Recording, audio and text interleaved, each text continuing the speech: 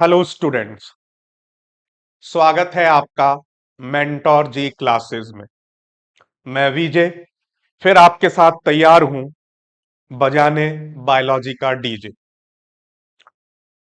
पिछली वीडियो में बच्चों हमने सेक्सुअल रिप्रोडक्शन के बेसिस को समझा था। We have done the introductory part of sexual reproduction.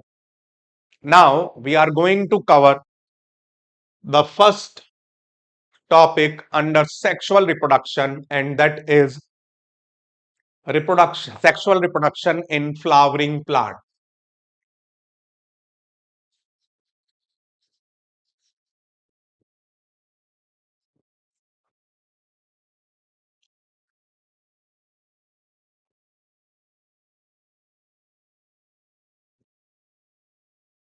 Sexual reproduction in flowering plants. Flowering plants are basically जिनको हम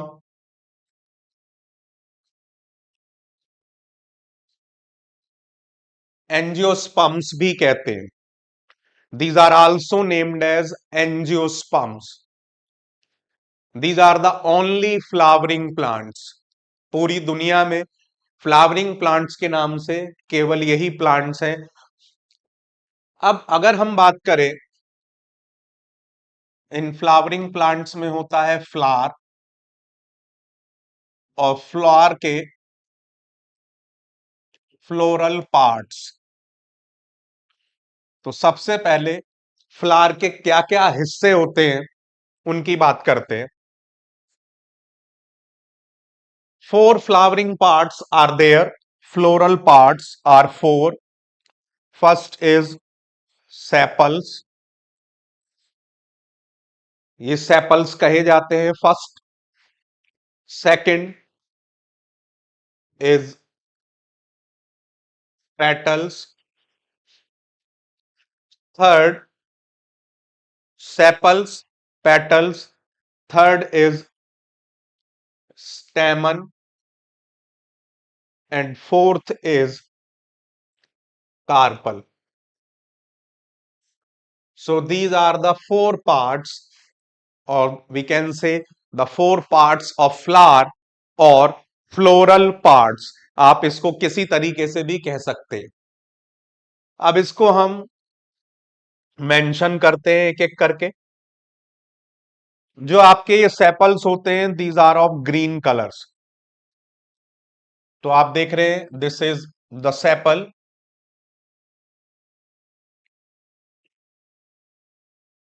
ये सेपल है, और सेपल कैसे कलर का होता है? ग्रीन कलर का होता है. This is of green colour. Plants में देखेंगे आप, तो फ्लावर में जो सबसे नीचे की तरफ ग्रीन लीव्स होती है फ्लावर के, उनको हम सेपल बोलते हैं. और दीज प्रोटेक्ट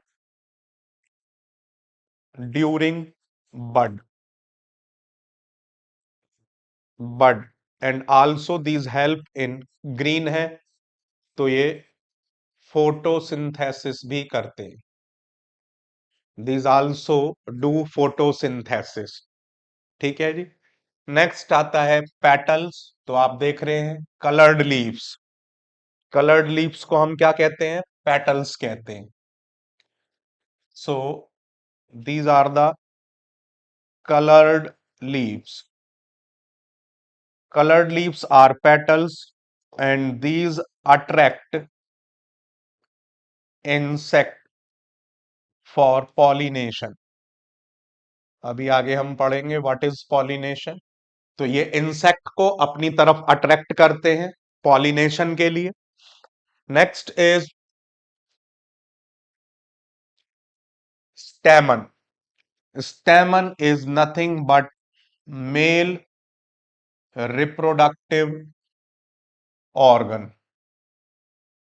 तो stamen is male reproductive organ. So this is stamen that is made up of anther and filament, जिसकी बात अभी करेंगे हम. Next is carpel. Carpel is female reproductive organ.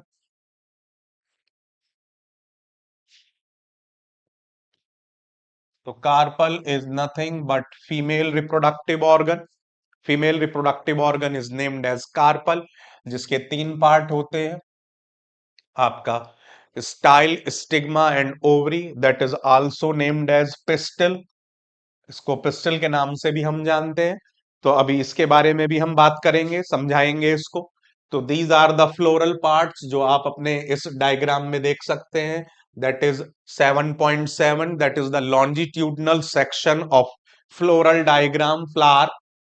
तो इसमें आप देख सकते हैं pistil, that is female reproductive organ, that is stamen is male reproductive organ, that is sepal, and this is the petal। तो इन चार पार्ट्स की अभी तक हमने बात करी। अब इनको हम और डिटेल में समझते हैं। Just I am sharing the QR code.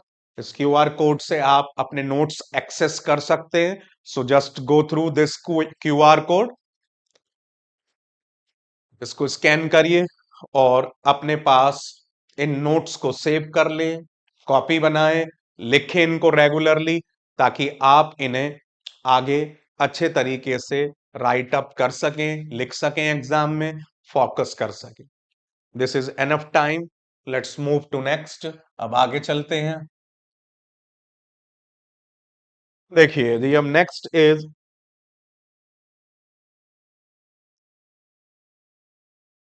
अभी हमने बात करी थी मेल रिप्रोडक्टिव ऑर्गन की।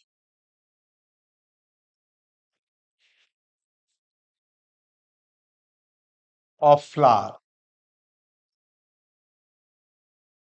male reproductive organ of flower is nothing but this stamen। stamen दो चीजों से मिलकर बना होता है।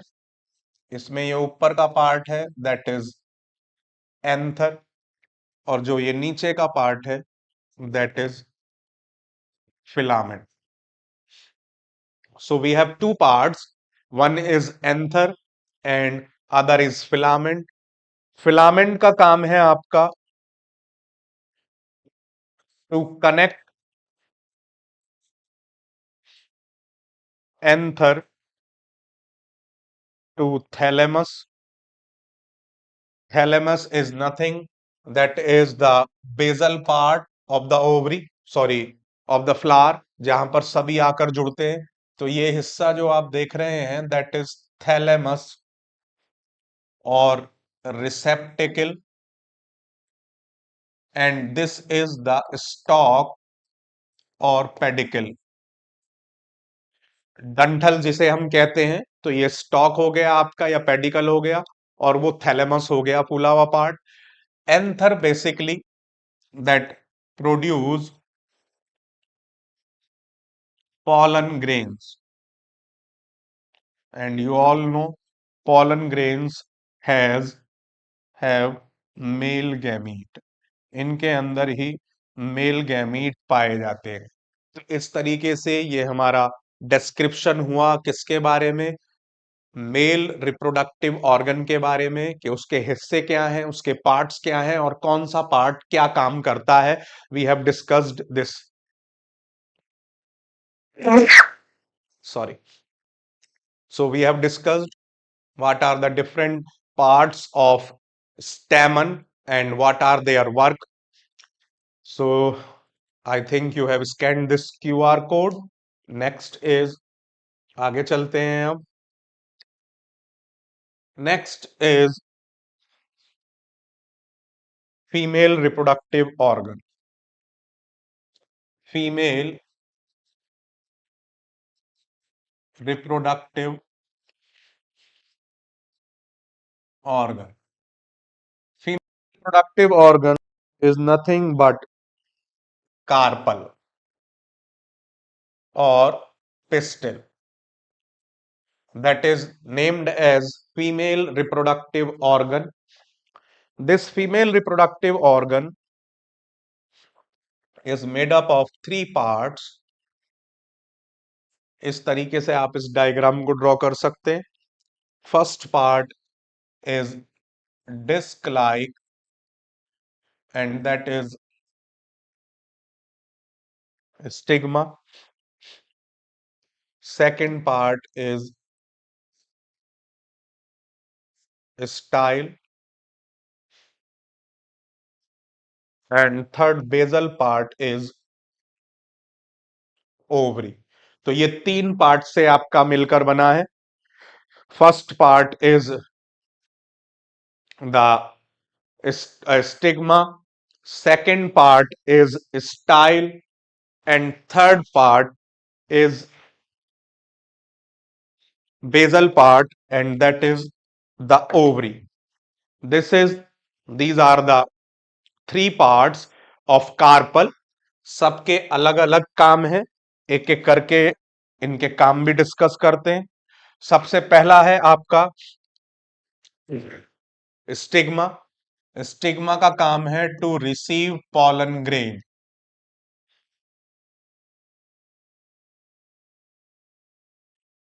During pollination. ड्यूरिंग पॉलिनेशन, तो पॉलिनेशन के दौरान पॉलन ग्रेन्स को रिसीव करना, pollination, that is the job of stigma. Style के दो काम है। पहला काम है to connect stigma to ovary, और second to provide pathway to pollen tube.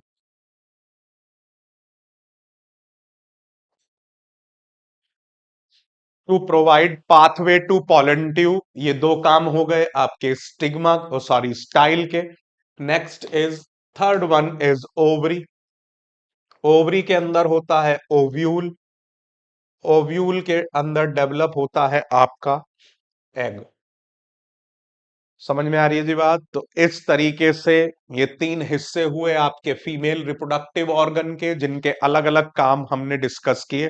तो इस तरीके से हमने चारों पार्ट्स जो भी फ्लावर के हैं उनके काम क्या है, क्या उनकी पोजीशन है, ये हमने उसको समझा। अब यहां पर एक चीज और समझेंगे आप कि वर्ल, वर्ल मतलब घेरा, वर्ल ऑफ सेपल्स, सेपल्स के घेरे को हम कहते हैं calyx. Whorl of sepals is named as calyx. इसी तरीके से वर्ल ऑफ पेटल्स, पेटल्स का घेरा कहलाता है corolla. Next whorl of stamens, that is named as androecium, and similarly whorl of carpel is named as gynoecium. तो इस तरीके से ये चार वर्ल भी आपको ध्यान में रखने हैं कि अलग अलग फ्लोरल पार्ट्स के घेरे को क्या कहा जाता है, क्या हम उसका नाम रखते हैं। So again I am sharing the QR code, उससे आप एक्सेस कर सकते हैं, नोट्स बना सकते हैं, because that's a very important. इस पूरे चैप्टर में बेटा मेन चार हिस्से हैं। पहला एसेक्सुअल रिप्रोडक्शन जो हम डिस्कस कर चुके हैं, दूसरा sexual reproduction in flowering plants, तीसरा आएगा sexual reproduction in human, and fourth is reproductive health. और चारों में से कुछ ना कुछ जरूर आता है। तो अब आप ये मानकर चलिए, अगर चारों सेक्शन को भी हमने मिनिमम दो दो नंबर का मानकर चला, तो तब भी 8 नंबर का ये चैप्टर, 8 से 10 नंबर का है, जिसमें से हर सेक्शन में से कुछ ना कुछ मिलता जरूर है। तो इसलिए that's a very important chapter to go through. I think this is enough time, let's move to next. अब आगे चलते हैं। आगे आप देखेंगे, अब बड़ा इंपॉर्टेंट पॉइंट है।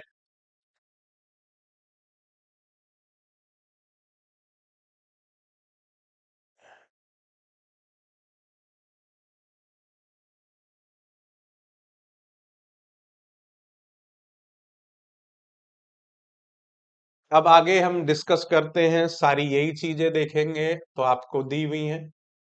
देयर इज नथिंग न्यू, जो हमने डिस्कस किया वही सारा इसके अंदर है।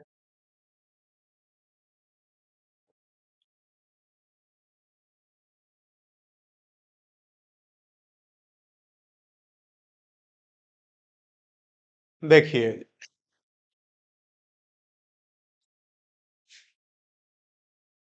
Let's focus what we have discussed so far. The reproductive parts of angiosperms, देखिए वर्ड आ गया एंजियोस्पर्म। एंजियोस्पर्म नया वर्ड नहीं है, ये हम फ्लावरिंग प्लांट्स का बायोलॉजिकल नेम है। भाई कॉमनली हमने कह दिया फ्लावरिंग प्लांट्स, और एक्चुअल जो बायोलॉजिकल टर्म है that is angiosperm are located in flower. तो वो फ्लावर में लोकेटेड होते हैं। You have already studied, you have already studied the different parts of the flower. अभी हमने डिस्कस किए थे, दैट इज सेपल्स। सेपल्स के बाद हमने डिस्कस किए पेटल्स। पेटल्स के बाद हमने डिस्कस किया जी आपका स्टेमन, और स्टेमन के बाद हमने डिस्कस किया पिस्टिल और कार्पल। अब इसमें आप स्पेशली देखिए लिखा हुआ है stamens and pistils are reproductive parts of the flower which contain germ cell. तो जिसमें अभी मैंने आपको बताया था कि स्टेमन क्या है, मेल रिप्रोडक्टिव ऑर्गन, और जो पिस्टिल है that is female reproductive organ. So next what they are telling about what possible function could be petals and sepals serve. तो आपको ऑलरेडी मैं बता चुका हूं कि सेपल आपका फोटोसिंथेसिस, और दूसरा आपको बताया था प्रोटेक्शन और ड्यूरिंग फ्लावर बड। जब कली होता है तब उस टाइम पर फूल की सुरक्षा करना, उसका प्रोटेक्शन करना, ये इसका काम है। पेटल्स का काम है टू इनवाइट इंसेक्ट्स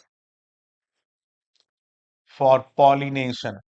ये शोई होते हैं, इनके अंदर नेक्टर होते हैं, फूलों का रस भरा हुआ होता है, और उस वजह से इनकी तरफ इंसेक्ट्स अट्रैक्ट होते हैं। अब यहां पर फिर एक बड़ा इंपॉर्टेंट एक नंबर का क्वेश्चन बन सकता है। फ्लावर जो है that can be unisexual and bisexual. Flower को हम दो पार्ट में बांट सकते हैं, हम उसे यूनिसेक्सुअल भी कह सकते हैं और उसको बाइसेक्सुअल भी कह सकते हैं। अब इसका मतलब क्या होता है, आप जानते ही हैं यूनी मीन्स होता है सिंगल और बाई मीन्स होता है टू। तो अब यहां इसका मतलब क्या है, यहां पर इसका मतलब है बियर ओनली स्टेमन और ओनली कार्पल। दोनों में से कोई सी भी एक चीज होगी प्लांट के पास। सेपल पेटल सब में होते हैं, both have sepals and petals. Sepal petals के बेसिस पर इनका बाइफरकेशन नहीं है, इनको डिवाइड नहीं किया है, डिवाइड किया है इनको सेक्स के बेसिस पर। सेक्स का मतलब मेल रिप्रोडक्टिव ऑर्गन और फीमेल रिप्रोडक्टिव ऑर्गन के बेसिस पर। If both reproductive organs are there means carpal as well as stamen, तो उसको हम कहेंगे बाइसेक्सुअल। और खाली कार्पल है या खाली स्टेमन है, भाई खाली स्टेमन हुआ तो उसे हम कहेंगे स्टेमिनेट फ्लावर। खाली कार्पल है तो दैट इज कार्पिलेट फ्लावर और pistillate flower, and that is also named as carpellate, pistillate और फीमेल फ्लावर, क्योंकि फीमेल पार्ट हुआ केवल, और इसको हम कहेंगे मेल फ्लावर। समझ में आ रही है बात। अब इसके अंदर दोनों होते हैं। अब इनके एग्जाम्पल्स आप क्या ले सकते हैं, भाई इसके एग्जाम्पल हो जाएगा आपका पी, चाइना रोज, गुड़हल जिसे हम कहते हैं वो हो सकता है इसका। और यूनिसेक्सुअल के एग्जाम्पल हो जाएंगे पपाया, वाटरमेलन, तो यही सारी चीजें आपको भी यहाँ दे रखी हैं। देखिए, फ्लावर में भी unisexual, papaya, watermelon, when it contains either स्टेमन और पिस्टिल, जब स्टेमन है या पिस्टिल है तब। और बाइसेक्सुअल, हिबिस्कस और मस्टर्ड हो गया। इसमें आप एक एग्जाम्पल मस्टर्ड और लिख सकते हैं, मस्टर्ड सरसों जिसे हम कहते हैं। तो इसके अंदर when both stamens and pistils are there. अब इसके अलावा ये चीज भी हम ऑलरेडी डिस्कस कर चुके हैं कि stamens is the male reproductive part and it produces pollen grains that are yellowish in color। तो अभी मैंने आपको बताया था कि फीमेल रिप्रोडक्टिव ऑर्गन और मेल रिप्रोडक्टिव ऑर्गन के अंदर क्या क्या होता है। तो अभी हमने डिस्कस किया था कि जो स्टेमन है that is the male reproductive part और मेल रिप्रोडक्टिव ऑर्गन, और इसके अंदर क्या डेवलप होते हैं, पॉलन ग्रेन्स। और पॉलन ग्रेन्स कैसे कलर के होते हैं, येलोइश कलर के होते हैं। उसके आगे क्या कह रहे हैं, ये you must have seen this yellowish powder that often stick to our hands when we touch the stamen of a flower. जब हम किसी भी फ्लावर के स्टेमन को टच करते हैं तो ज्यादातर वो हमारी उंगलियों पर एक बारीक धूल के कण की तरह चिपक जाते हैं, और उन्हीं को हम क्या नाम देते हैं, पॉलन ग्रेन्स नाम देते हैं। फिर मैं आपके साथ क्यूआर कोड शेयर कर रहा हूं। Go through that QR code, frame the notes in the form of mind map, concept map, flow chart. जो आपको तरीके बता रखे हैं उन पर फोकस करिए, पॉइंट वाइज बनाइए। पैराग्राफ राइटिंग इज आउटडेटेड, अब कोई पैराग्राफ राइटिंग नहीं करता है। स्मार्ट आंसर्स लिखिए, इन आंसर्स को इफेक्टिव बनाइए, अपनी लर्निंग को इफेक्टिव बनाइए, और वही काम हम आपके साथ कर रहे हैं मेंटोर जी पर। I think this is enough time, let's move to next. आगे चलते हैं। अब आगे आप देखिए, अब ये बात कर रहे हैं देखिए पिस्टिल की। अब पिस्टिल की तरफ देखेंगे आप तो ऑलरेडी वी हैव डिस्कस कि pistil is present in the centre of the flower. अब ये हो गया जी आपका लोकेशन, इसको हम कह सकते हैं लोकेशन ऑफ द पिस्टिल। तो pistil is nothing but the part, female reproductive part, और ये बिल्कुल सेंटर में होता है फ्लावर के। इसके अलावा is the female reproductive part, दोनों ही चीज आ गई। इसकी लोकेशन बता दी और इसका मेन नेम बता दिया कि भाई वैसे बायोलॉजिकल नेम पिस्टिल हो गया, और इसको हम जनरली कहेंगे तो that is the female reproductive part. अब आप देख सकते हैं दैट्स अ कॉमन वन, इसको ऐसी कोई खास जरूरत नहीं है कि मैं क्यूआर कोड शेयर करूं, लेकिन मेरे हिसाब से आपने इसको नोट कर लिया होगा। अब हम इससे आगे की बात करते हैं, एंड दैट इज, देखिए जी, अब ये डायग्राम के साथ हम डिस्कस करेंगे, जो दोनों काम हो जाए हमारे, डायग्राम भी हो जाए और ये भी हो जाए। तो अब इसके हिसाब से इसको चलते हैं।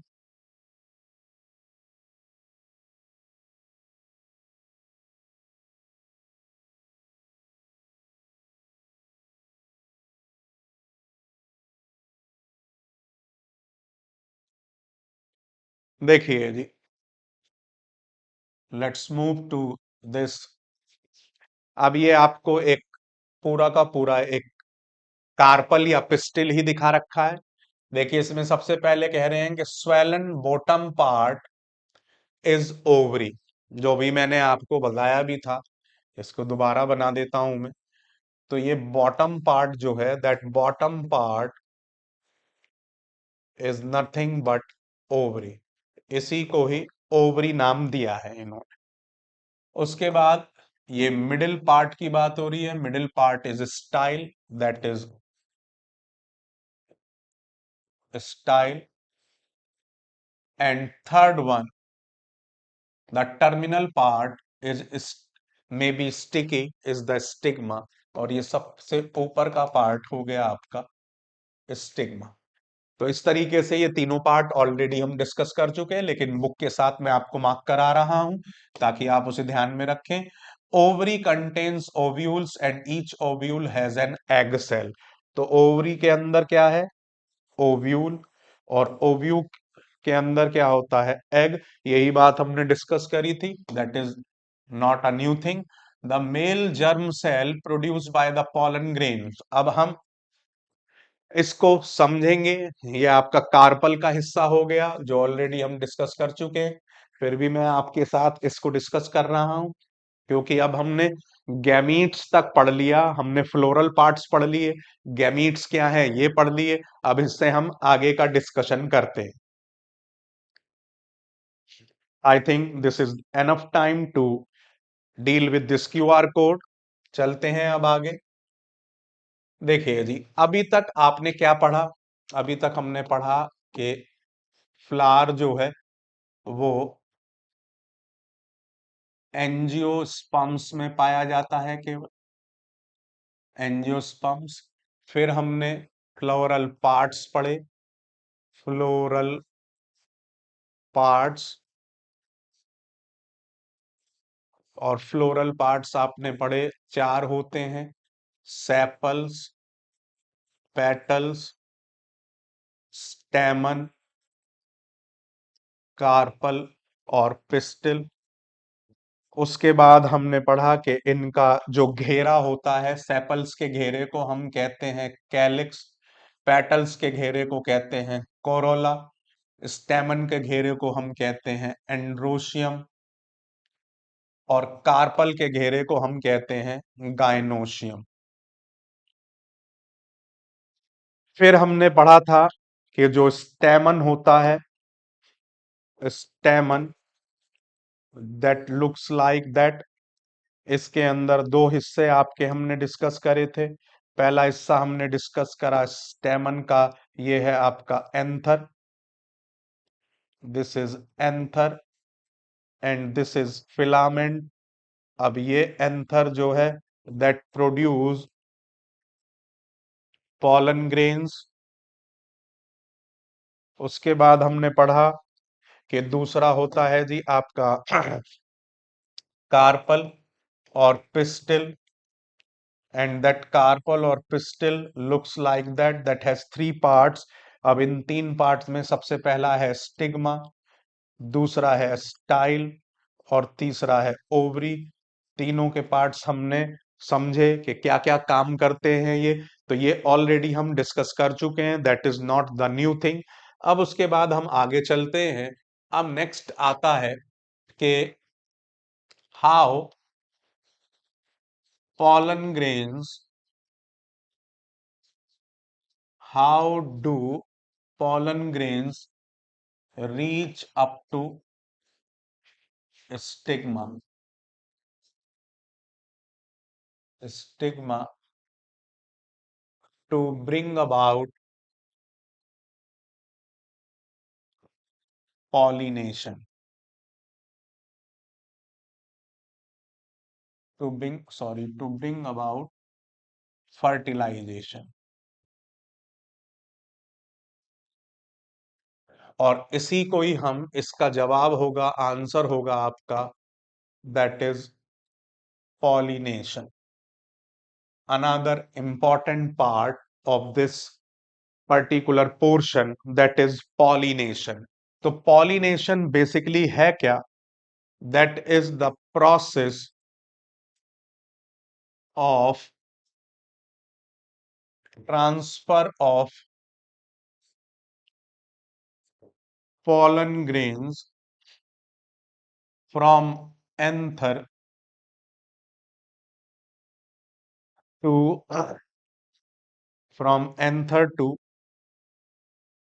stigma of। अब यहां से ऑफ से तीन बातें आएंगी जो आपको बहुत अच्छे तरीके से ध्यान में रखनी है। पहली बात है of same flower of same plant. दूसरा इंपॉर्टेंट पॉइंट आएगा आपका of different flower of same plant. And third one is of different flower of different plant। तो हमने इसमें तीन एस्पेक्ट पकड़े, तीन एस्पेक्ट को हम समझेंगे। एक तो same flower of same plant, different flower of same plant और different flower of different plant. अब इसका मतलब क्या है, देखिए मैं उसी चीज को समझा रहा हूं कि भाई पॉलिनेशन हमने कहा कि तीन तरीके का हो सकता है। उस तीन तरीके को अलग अलग मेंशन कर रहे हैं हम। भाई पहले कहा हमने same flower of same plant, then we say different flower of same plant, and third one we say different flower of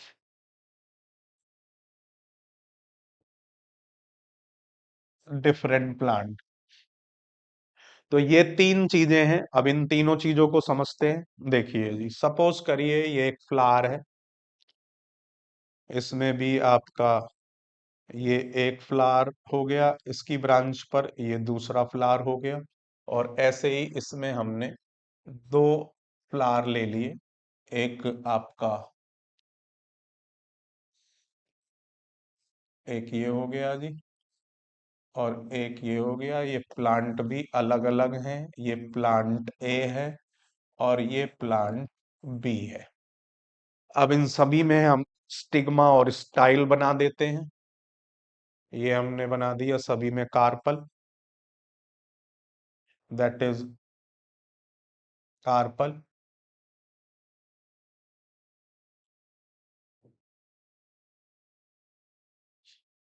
फिर हम सभी में ले लेते हैं एंथर। ये हम सभी के अंदर हमने एंथर ले ली। अब देखिए जी, अगर अब आप देख रहे हैं इसी इसके पॉलन ग्रेन इसी की स्टिग्मा पर गिर गए, same, so that is named as self pollination. इसी को हम सेल्फ पॉलिनेशन नाम देंगे, that is named as self pollination. अब प्लांट सेम है, इससे यहां गिर गए या इससे यहां गिर गए, यानी कि एक ही प्लांट है लेकिन फ्लावर अलग अलग हो गए, तो ये कहलाएगा special kind of self pollination.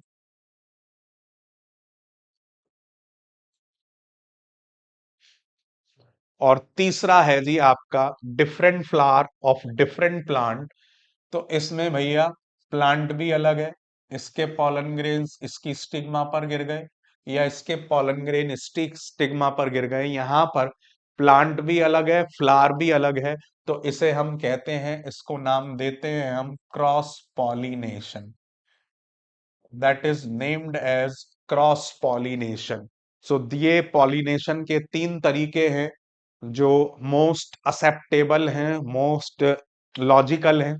यही तीन तरीके हो सकते हैं। उन तीन तरीकों को मैंने आप तक पहुंचाया कि किस तरीके से पॉलिनेशन हो सकता है, डायग्राम के साथ। अभी एक दो साल पहले, शायद लास्ट ईयर या इसी ईयर, एक क्वेश्चन आया है इसी पर, and that is based on, that is nothing, ये बड़ा इंपॉर्टेंट है, और बेस्ड ऑन इसी पॉलिनेशन के फैक्ट पर है। और उसी पॉलिनेशन के फैक्ट को हम डिस्कस करेंगे कि वेरिएशन इनमें सबसे ज्यादा किस में होगा। सॉरी। तो वेरिएशन की अगर हम बात करें तो वेरिएशन सबसे, हम असेंडिंग ऑर्डर में वेरिएशन बताते हैं। असेंडिंग ऑर्डर यानी कि छोटे से बड़ा। सबसे कम वेरिएशन होगा आपका, दैट इज, सॉरी, सबसे कम वेरिएशन होगा आपका जी self pollination, that has the minimum variation, self pollination. उसके बाद सबसे कम के बाद उसके भी उससे ज्यादा होगा आपका, इसमें आएगा ये जिसे हम कहते हैं special kind of self pollination, है ना? क्या समझते हैं आप, होगा कुछ ऐसा? नहीं होगा कुछ ऐसा। तो इनमें लगभग बराबर सा ही होता है, तो इसलिए यहां पर बराबर आएगा। इनमें पॉली कोई खास वेरिएशन का अंतर नहीं पड़ता है, प्लांट तो सेम है, तो इसलिए वेरिएशन पर कोई खास डिफरेंस नहीं आएगा, as the plant is same. लेकिन अगर हम बात करें तो सबसे ज्यादा वेरिएशन होता है cross pollination. Cross pollination, so that cross pollination has maximum chance of variation। तो ये इस पर अब आपका डायग्राम बेस्ड क्वेश्चन आपसे पूछा जा सकता है, कोई भी आपका कॉम्पिटेंसी बेस्ड क्वेश्चन पूछा जा सकता है वेरिएशन से रिलेटेड इसमें। अब इसमें एक और बड़ा इंपॉर्टेंट पॉइंट है, वो अभी डिस्कस करते हैं। पहले आप क्यूआर कोड को स्कैन कर लीजिए ताकि ये नोट्स आप प्रिजर्व कर सके, क्योंकि इस तरीके से एनसीईआरटी में नहीं दिया हुआ है, but that is very very important, और बोर्ड में भी ये एक दो बार इस तरीके से डायग्राम बेस्ड क्वेश्चन भी बनकर आ गया है, तो उसलिए आपको अच्छे तरीके से ये क्लियर होना चाहिए। चलिए नेक्स्ट आगे चलते हैं अब हम। नेक्स्ट इज, अब देखिए भाई, बहुत इंपॉर्टेंट दो बातें हैं। पहला कि आप जानते ही हैं कि फ्लावर प्लांट जो होता है वो एक जगह स्टेशनरी होता है, रुका हुआ होता है।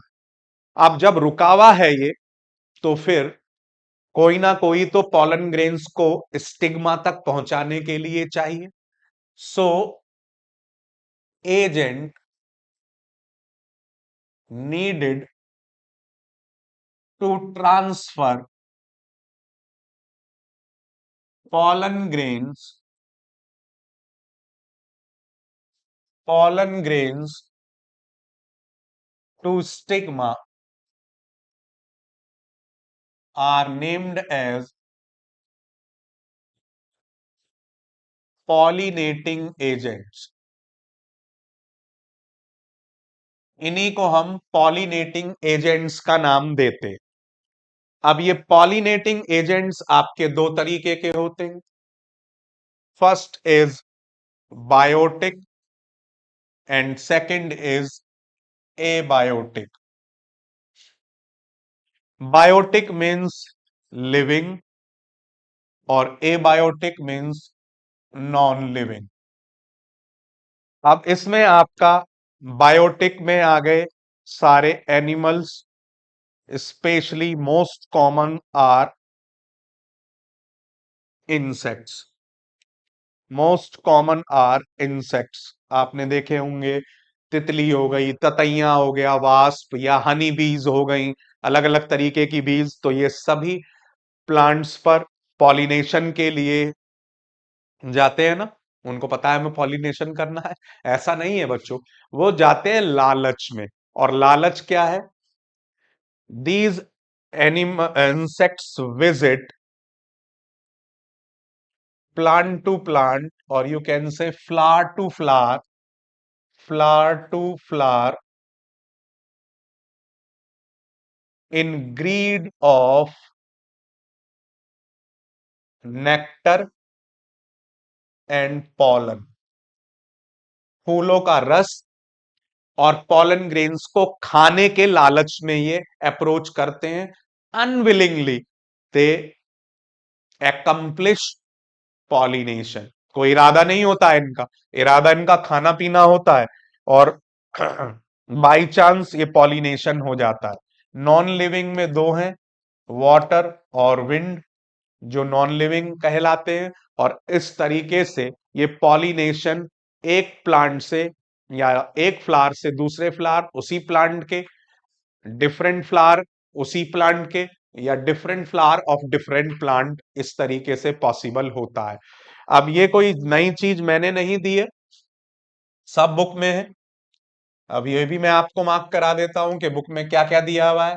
देखिए, सारी चीजें वही दी हुई हैं कि the male germ cell produced by pollen grain fuses with female gamete in the ovule this fusion fertilization उसकी बात करेंगे हम, gives zygote which is capable of growing new plant, जिसको अभी हम समझेंगे कि the pollen needs to be transferred from stamen to stigma.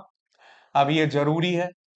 If the transfer of pollen occurs in the same flower, so it is named as self-pollination, or if the different flower, so that is named as cross-pollination, or the transfer of pollen grain from one to other that is achieved by pollinating agents, wind, water और animals। और अगर मैं कहूं यहां पर फिर एक question आपसे पूछा जाए कि which flower need pollinating agents pollinating agents more, a bisexual flower और यूनिसेक्सुअल फ्लावर, इन दोनों में से किस फ्लावर को पॉलिनेटिंग एजेंट्स की जरूरत ज्यादा है? तो पॉलिनेटिंग एजेंट्स की जरूरत किसको ज्यादा है? सीधा सा आपको भी समझ में आ रहा होगा, 2000 यूनिसेक्सुअल। तो जो यूनिसेक्सुअल है उनको पॉलिनेटिंग एजेंट्स की जरूरत ज्यादा पड़ेगी, लेकिन क्योंकि वो उनके अंदर मेल रिप्रोडक्टिव और फीमेल रिप्रोडक्टिव पार्ट्स जो हैं वो डायरेक्ट कांटेक्ट में नहीं है, लेकिन सेल्फ आपका इन्हीं इसीलिए इनके अंदर क्रॉस पॉलिनेशन के चांसेस ज्यादा हैं। और यहां पर बाइसेक्सुअल में सेल्फ पॉलिनेशन के चांसेस ज्यादा हैं, क्योंकि एक ही फ्लावर के अंदर क्लोज कांटेक्ट में होते हैं आपके कार्पल और स्टेमन, इसलिए उनको पॉलिनेटिंग एजेंट्स की भी जरूरत, कंपैरिजन में अगर हम कहें क्रॉस पॉलिनेशन के या यूनिसेक्सुअल के, तो यूनिसेक्सुअल को पॉलिनेटिंग एजेंट्स की जरूरत ज्यादा पड़ती है। तो फिर ये आपका एक कॉम्पिटेंसी बेस्ड क्वेश्चन हो जाता है जो आपको लॉजिकल बेसिस पर पूछा जा सकता है। तो इस क्लास में बच्चों इतना ही।